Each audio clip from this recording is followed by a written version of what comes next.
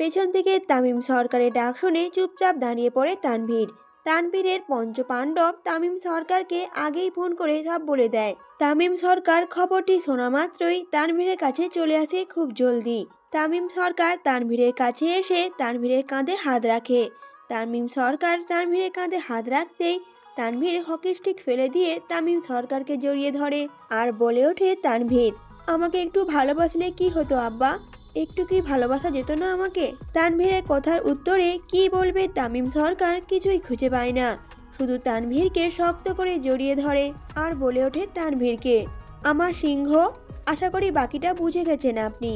তানভীর তার আব্বাজানকে ছেড়ে দিয়ে সোজা হয়ে দাঁড়ায় আর কোঁধে বলে ওঠে তানভীর, সে যদি পাতালেও লুকিয়ে থাকে, যেখান থেকে হোক তাকে আমি নিয়ে আসবো। তার বেইমানি শাস্তি পুরো দেশ দেখবে। বর্তমান রিক বলে ওঠে, সিস্টার কি হলো, কিছু বলছো না যে? প্রতি উত্তরে শোভা বলে ওঠে, না কিছু না। শোভা এতক্ষণ তার অতীতে ঢুকে পড়েছিল, কিন্তু আর নয়, সে আর অতীত নিয়ে ভাববে না। যাই হোক, তানভীর তো এখানে আর আসবে না। শোভা প্রায় 5-7টা দেশ পরিবর্তন করে এখানে এসেছে। তানভীর তাকে এত সহজে খুঁজে পাবে না। তাই শোভা সেই সব ভাবনা থেকে বেরিয়ে আসতে চায়। শোভা খুব মনোযোগ সহকারে ক্লাস করতে থাকে। এসব অতীত নিয়ে ভাবার মতো সময় তার কাছে নেই। অপরদিকে তানভীর বলে ওঠে, যত দূরে যাও না পাখি, আমি তোমাকে নজরেই রাখি। কথাটা বলেই জোরে জোরে হাসতে থাকে। আর তানভীর বলে ওঠে আবার, ভালোবাসা খুবই খারাপ জিনিস পরি, যখন ধরে দেহ থেকে প্রাণটা নিয়ে চলে যায়। কথাগুলো বলতে বলতে সিগারেটের ধোঁয়া উড়াতে উড়াতে দেয়ালে হেলান দিয়ে দাঁড়িয়ে পড়ে। কথাগুলো বলতে থাকে তানভীর। আজকে তার পঞ্চপাণ্ডবের মুখে কোনো রা নেই আর না কোনো হাসি রয়েছে। তাদের 5জনই মুখী আজ নীরব দর্শকের মতো দাঁড়িয়ে রয়েছে তানভীরের দিকে তাকিয়ে। তানভীর আপন মনে বলে ওঠে, যারে মন দিলাম প্রাণ দিলাম, নিজের সর্বস্ব দিয়ে দিলাম, সেই করলো বেইমানি। আহারে নারী জাতি, কত ভয়ঙ্কর অভিনয় রে। কথাগুলো বলতে বলতে তানভীর উচ্চস্বরে হেসে ওঠে। তারপর সেই দিনের কথা মনে করে। দিনটি ছিল 26শে মার্চ, সোমবার, বেলা 10টার কাছাকাছি। সেদিন নির্বাচনের প্রচার করতে গিয়ে রেল লাইনের ধারে একটি মেয়েকে দেখে তানভীরের চোখ আটকে যায়। রিস্কায় ছিল মেয়েটি, গ্রিন কালারের শাড়ি পরা, চুলগুলো বেশ লম্বা ছিল, তাই হিমথিম খাচ্ছিল চুলগুলো সামলাতে। তানভীর তার রোজ চশমা খুলে এক দৃষ্টিতে তাকিয়ে থাকে সেই মেয়েটির দিকে। মুখ কতটাই না মায়াবী। সেই মেয়েটিকে দেখার পর তানভীরের মন জুড়ে যায়। তানভীর মনে মনে বলে ওঠে, এ তো আমারই বউ, বাড়ির বাইরে কি করছে? হঠাৎ করেই মেয়েটিকে নিয়ে একটা অধিকার বোধ অনুভব করে তানভীর। কিন্তু আবার হঠাৎ করে ভিড়ের মধ্যে হারিয়ে যায় মেয়েটি। নাম না জানা মেয়েটির নাম দেয় পরি। তানভীর সারা রাস্তা মেয়েটির বর্ণনা মনে মনে অনুসরণ করতে থাকে। যদি না পায় পরে, ছবি আঁকিয়ে পুরো আরতিনগরে বা দেশের প্রতিটি কোণে কোণে খোঁজ নেয়াবে। তানভীর এটাও ভেবে রাখে, যদি তার বয়ফ্রেন্ড বা স্বামী থাকে, তাদের পরপারে পাঠিয়ে হলেও নিজের করে নেবে মেয়েটিকে। কলেজের অনুষ্ঠানের মাঝপথে হঠাৎ করে একদল নৃত্য প্রদর্শনকারীর মধ্য থেকে সেই মেয়েটি মঞ্চে ওঠে। প্রথমে তানভীর তাকে তেমন পাত্তা দেয় না, কিন্তু পরে মনের ভুল ভেবে তাকিয়ে দেখে সেই হারিয়ে যাওয়া তার পরি। একটা প্রশান্তি বয়ে চলে তানভীরের মনে। নাচ শেষ হতেই তানভীর তাকে নিজের লেডি বলে ঘোষণা দেয়। তানভীর বলে উঠেছিল মাইকের মধ্যে, আজকের পর থেকে ওর কাছে যদি কাউকে দেখি, সে যেন নিজের দায়িত্বে নিজের কাপড়ের কাপড় কিনে আনে। সেই ঘোষণা শুনে কলেজের প্রতিটি দেয়ালও কেঁপে উঠেছিল। সেদিন কিন্তু তানভীর সুবার নামই জানতো না, কিন্তু তাকে নিজের লেডি বলে ঘোষণা দিয়ে দেয়। আর যাওয়ার সময় তাকে এই পরি, আই লাভ ইউ বলে তার ভালোবাসা জানিয়ে দেয়। আর সুবার নাচের ভিডিও ফোনে নেওয়ার পর থেকে হাজারবারে বেশি তানভীর জুম করে সেই ভিডিও দেখে। তারপর 24 ঘন্টার মধ্যেই তার পরিচয় থেকে শুরু করে সব ডিটেলস জেনে যায়। তারপর থেকে শুরু হয় তানভীরের পাগলামি। কখনো শোভার জন্য কলেজে উড়িয়ে দেওয়া, আবার কখনো নিজেদের লোকদের বোরখা পরিয়ে গার্লস কলেজে ক্লাস করতে পাঠানো। সবগুলোই ছিল তানভীরের পাগলামির অন্তর্ভুক্ত। কিন্তু কখনো শোভাকে জোর করে উল্টোপাল্টা কিছু করতে চায়নি। তানভীর যতবারই শোভাকে দেখে নিজের নিয়ন্ত্রণ হারিয়ে ফেলতো, ততবারই শোভাকে তাড়াতাড়ি বাড়ি পাঠিয়ে দিত। কারণ যদি আবেগে তার দ্বারা ভুল কিছু হয়ে যায় আর শোভা তাকে ভুল বুঝে ছেড়ে চলে যায়, তানভীর সবসময় একটাই ভয় পেত, যদি শোভা তাকে ছেড়ে চলে যায় তখন। তাই তানভীর জোর করে তাকে বিয়ে করার জন্য রাজি করায়। তানভীর সরকার কখনো কাঁদে না, কিন্তু মে মাসে 3 তারিখে কেঁদেছিল প্রচণ্ড, যেদিন তানভীর শোভার গালে প্রথমবার থাপ্পড় মেরেছিল আর তার চুল কেটে দিয়েছিল। হ্যাঁ, তানভীর সরকার সেদিন প্রচণ্ড কেঁদেছিল, কারণ তার শখের নারী গায়ে হাত তুলেছিল সেদিন। আর শুভা তার সামনেই কেঁদেছিল, নিজের কাটা চুলগুলো ধরে। তানভীরের মন চাইছিল শুভার পা ধরতে, ধরে বলতে, সরি বউ, ভুল হয়ে গেছে, তুই প্লিজ এই ভুলের জন্য আমাকে ছেড়ে যাস না। কিন্তু না, তানভীর এই কথাটি বলেনি। তানভীর সরকার শক্ত মনের মানুষ, সে কখনোই নিচু হয় না। তাই বের করে দিয়েছিল শুভাকে নিজের চেম্বার থেকে, তারপর নিজের হাত কাঁচের উপর বাড়ি মেরে কেটে ফেলেছিল। তানভীরের জন্য সব থেকে কষ্টের দিন ছিল জুলাই মাসের 17 তারিখ, যখন সে শুভার বিয়ের কথা শোনে। তানভীরের পুরো দুনিয়া যেন অন্ধকার হয়ে যায়। এই বুঝি তারপরই তাকে ছেড়ে চলে গেল, এই বুঝি সব শেষ। পরি কি তার আর হবে না? সে কি আর শুভাকে সকাল বলে ডাকতে পারবে না? সেই ভয়েই শুভাকে গুলি করেছিল সেদিন, কিন্তু নিজেও শান্তি পায়নি। নিজের শরীর থেকে রক্ত দেয় শুভাকে বাঁচানোর জন্য, পুরো হসপিটাল সাথে করে আনে। যদি রাগের বসে তার পরীকে বেশি কষ্ট দিয়ে ফেলে, আর পরি যদি তাকে ছেড়ে চিরতরে চলে যায়। তানভীর নিজের দম হাতে নিয়ে খুব শক্ত করে বসেছিল। যখন শুনল শুভা ঠিক আছে, তানভীর যেন স্বস্তি ফিরে পায়। তানভীরের মন চাইছিল শুভাকে ধরে কাঁদতে আর শুভাকে বুকের ভেতরে লুকিয়ে রাখতে, কিন্তু তা তো সম্ভব নয়। তাই তানভীর শুভার উপরে আরও নজরদারি বাড়িয়ে দেয়। তানভীর সরকার আরও বেশি কষ্ট পায় সেদিন, যেদিন শুভা বমি করে তাকে কিস করার জন্য। সেদিন তানভীর সরকার তার আব্বাজানকে হাসতে হাসতে বলেছিল, সে আমারে ভালোবাসে নাই আব্বা, সে আমারে ভালোবাসে নাই। সেদিন তানভীর সরকার খুব হেসেছিল, খুব। হয়তো একেই বলে বুক ফাটে তবু মুখ ফোটে না। তানভীরের জীবনে সব থেকে খুশির দিন ছিল সেদিন, যেদিন তার পরই নিজে থেকে ধরা দিতে চেয়েছিল। তানভীর চাইলেই সেদিন জোর করতে পারত, কিন্তু না, করেনি। সে তার পরীকে সম্মান করে। জোর করলে যদি তাকে ছেড়ে চলে যায়। তানভীর বারবার তাকে একটা কথাই সবসময় বলতো, আমাকে ঠকাইও না পরি, তোমাকে নিজের হাতে মারতে খুব কষ্ট হবে আমার। এই থ্রেটের মধ্যে ছিল তানভীরের আকুল আবেদন। এক ব্যর্থ প্রেমিকে তার প্রেমিকের প্রতি নিঃস্বার্থভাবে একটাই চাওয়া, তার পরি যেন তাকে ছেড়ে না যায়।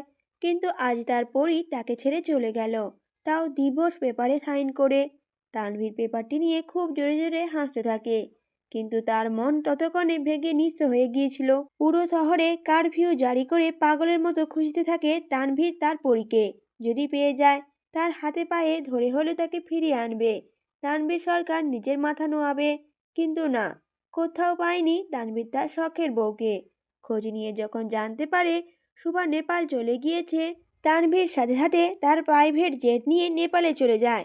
পুরো শহর খোঁজ করে, কিন্তু সেখানেও পায়নি শুভাকে। হাই সিকিউরিটি থাকার পরও ইন্ডিয়া এয়ারলাইন্স থেকে শুভার পরবর্তী ডেস্টিনেশন সম্পর্কে তানভীর খোঁজ করে জানতে পারে। শুভা একদিন নেপাল থেকে তার পরের দিন সকালে চলে যায় দুবাইতে। তানভীর সেখানেও চলে যায়। এত বড় শহর, হাই সিকিউরিটি জোন, তারপরও নিজের বাবার সব পাওয়ার খাটিয়ে একটু ক্লু পায় তানভীর, কিন্তু শুভা সেখানেও নেই। 4 দিন থেকে চলে গিয়েছে আমেরিকাতে। তানভীর খুব আশা নিয়ে আমেরিকাতেও চলে যায়, কিন্তু তারপরই সেখানেও ছিল না। ক্লান্ত মন আর শরীর নিয়ে তানভীর 21 দিনের দিন সরকার বাড়িতে ফিরে আসে।